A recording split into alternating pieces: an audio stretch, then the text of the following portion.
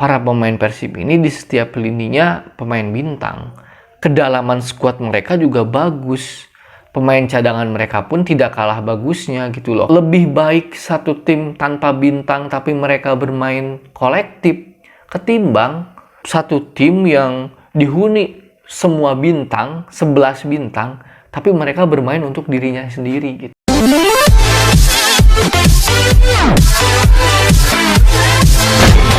Halo semuanya, kembali lagi bersama saya di Kacamata Bola.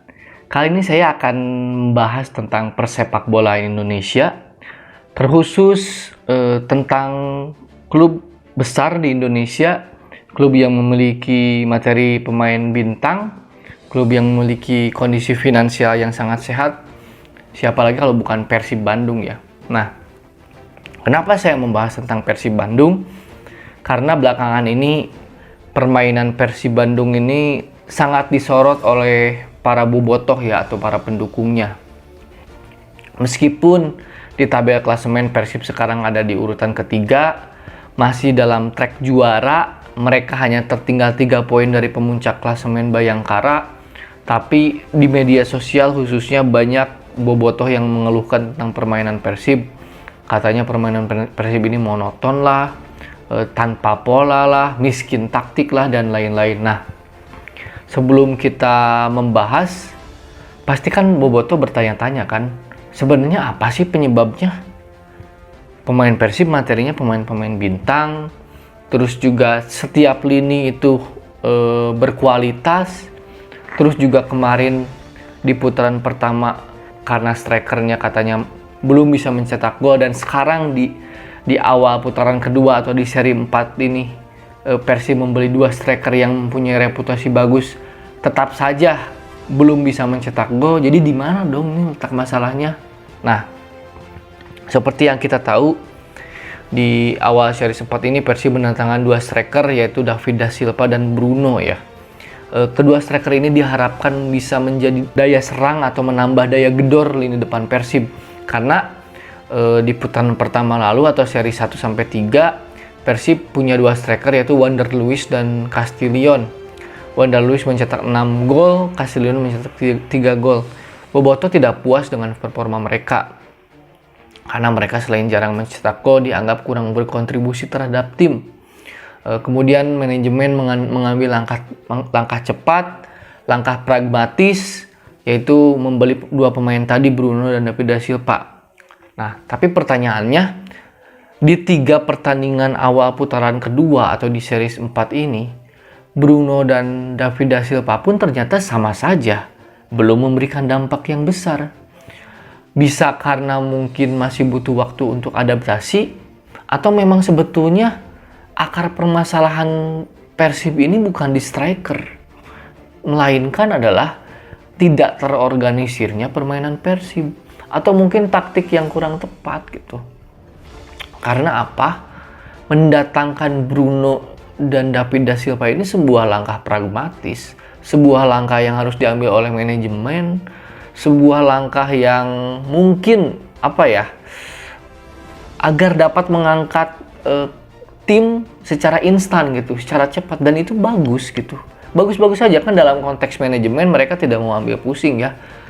Pemain yang nggak perform dicoret, masuk pemain yang bagus gitu kan.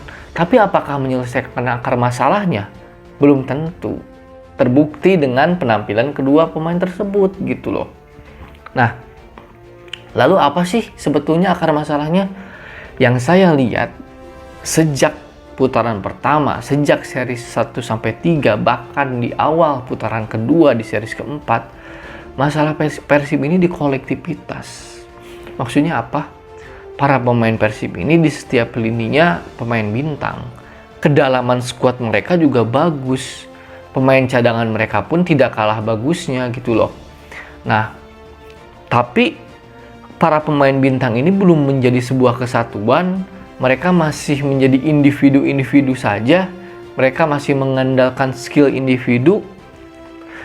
Terkadang juga para pemainnya terlihat, terutama strikernya terlihat egois. Bruno terutama di pertandingan terakhir menghadapi Borneo beberapa kali terlihat cukup egois gitu kan.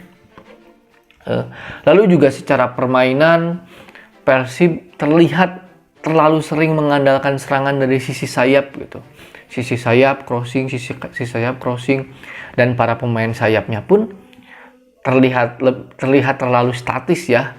Dia tidak sering bergerak ke tengah, melakukan cut inside, melakukan pergerakan shooting, itu agak jarang gitu. Memang performa saya Persib Febri Haryadi ini agak sedikit menurun belakangan ini. Lalu juga selain itu juga saya soroti beberapa kali Persib selalu kocar-kacir, selalu kesulitan ketika menghadapi counter attack. Mereka asik menyerang, mereka asik menguasai bola. Ketika counter attack, mereka seringkali panik gitu ya. Nah, ini juga penyebabnya adalah karena transisi menyerang ke bertahan ini Persib cukup lambat gitu loh. Nah, terkadang juga Coach Robert beberapa kali di beberapa pertandingan memasang Beckham Putra di sektor sayap gitu. Padahal kan Beckham Putra ini adalah seorang gelandang serang, berdiri di belakang dua striker atau di belakang striker. Kemudian dia ditopang oleh gelandang Mark Locke dan Mohamed Rashid. Itulah posisi terbaiknya. Nah, kalau di posisi di sayap kanan, tentu saja kan kemampuan Beckham ini tidak akan maksimal gitu kalau buat saya ya, yang saya lihat. Sehingga selain kolektivitas, ada juga penempatan pemain, lalu juga pola serangan, itu yang saya soroti ya. Dan juga terlalu sering kehilangan bola gitu ya. Terlalu sering kehilangan bola, sehingga kan apabila terlalu sering kehilangan bola, otomatis kan serangan-serangan pun tidak berjalan gitu. Lalu juga yang disoroti adalah Coach Robert Rene Albert. Nah, banyak bobotoh yang bilang Robert out setelah Persija mencoret atau memecat pelatih Alessio. Kemudian di pihak Persib pun seakan-akan kayak Robert out. Coach Rene Robert minim taktik. Coach Rene Robert tidak bisa membangun tim Persib menjadi solid gitu kan. Meskipun padahal kalau kita lihat klasemen, Persib ini di peringkat 3 hanya yang terpaut 3 poin, masih dalam track juara. Tapi kok bobotoh sedemikian reaktif itu? Yang pertama, ini juga membuktikan ya bahwa supporter sepak bola di Indonesia itu tidak hanya ingin hasil, tapi ingin proses yang bagus juga gitu. Ini membantah statement Exco kemarin gitu kan. Di Persib aja, di supporter Persib aja, mereka menganggap ya menang doang nggak cukup, menang main jelek nggak cukup. Kenapa sih bobotoh atau pendukung Persib ini tidak puas meskipun menangnya menang jelek atau ugly win? Karena begini teman-teman, ketika sebuah tim itu menang misalkan 1-0, 2-1, dapat penalti, keberuntungan dan lain-lain, itu oke, itu dalam sepak bola oke aja, itu namanya juga yang penting menang gitu. Tapi apabila permainan kurang baik ini atau Persib bermain jelek ini terus-terusan, rasanya kekalahan itu tinggal menunggu waktu gitu loh. Jadi ketika kita bermain jelek, kan keberuntungan itu tidak selalu datang begitu saja gitu kan. Bermain jelek menunggu kalah aja gitu, kayak bom waktu aja. Nah, sebaliknya apabila permainannya bagus, tertata, rapih, mempunyai pola serangan yang jelas, kemenangan pasti datang gitu. Jadi itulah yang dimaksud dengan kenapa prosesnya itu harus bagus. Ya karena itu, apabila tim bermain bagus setiap pertandingan, meskipun kalah, tapi di pertandingan berikutnya terlihat, oh ini gaya mainnya seperti ini, mempunyai harapan untuk menang gitu loh. Lalu selanjutnya bagaimana Coach Rene Albert harus bisa mengatur bintang-bintang ini, mengembalikan atau menyatukan bintang-bintang ini menjadi sebuah kesatuan gitu kan. Karena lebih baik satu tim tanpa bintang tapi mereka bermain kolektif ketimbang satu tim yang dihuni semua bintang, 11 bintang, tapi mereka bermain untuk dirinya sendiri gitu loh. Praktis kalau saya lihat, Mark Locke yang bekerja keras gitu. Mark Locke di tengah bekerja keras, Beckham kalau di tengah bekerja keras gitu kan. Nah, mungkin bisa ditiru oleh pemain-pemain lain ya.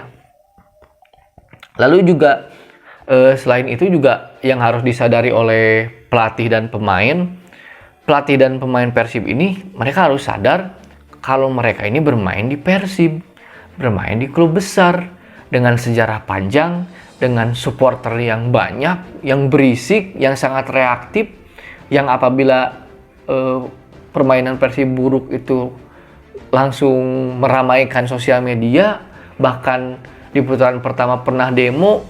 Jadi tagar Rene out ini bukan pertama kali. Di awal putaran pertama, di series pertama ketika Persib selalu bermain imbang, supporter pun turun ke jalan, mereka meneriakan Rene out. Nah sekarang mungkin belum turun ke jalan, tapi kan di media sosial udah rame gitu. Tapi sebaliknya kalau buat saya, itu resiko bermain di tim sebesar Persib, itu adalah sebuah konsekuensi, itu adalah sebuah keniscayaan. Begitupun para pemain, mereka bermain di Persib mendapat exposure yang tinggi, mendapat gaji yang tinggi, fasilitas, nama besar, dan lain-lain. Nah, harus sesuai juga dengan tekanannya gitu kan. Semakin besar sebuah klub, ya semakin tinggi juga tekanannya gitu. Jadi itu yang harus disadari oleh dua sisi gitu. Dari sisi pemain itu dan dari sisi supporter juga ya. Kita lihat aja nanti akhir musim seperti apa. Karena kan kalaupun Rene out pun, Coach Rene Robert out pun belum tentu juga mengangkat, harus penyesuaian lagi. Jadi buat saya biarkan dulu sampai akhir musim gitu kan. Meskipun akhirnya Persib tidak juara ya, mungkin nanti di awal musim agar pelatih baru pun nanti bisa membangun kekuatan baru, memberi pemain-pemain yang sesuai dengan seleranya, dengan skemanya gitu loh. Sekian dulu teman-teman, kembali lagi nanti episode Kacamata Bola di episode berikutnya. Salam olahraga.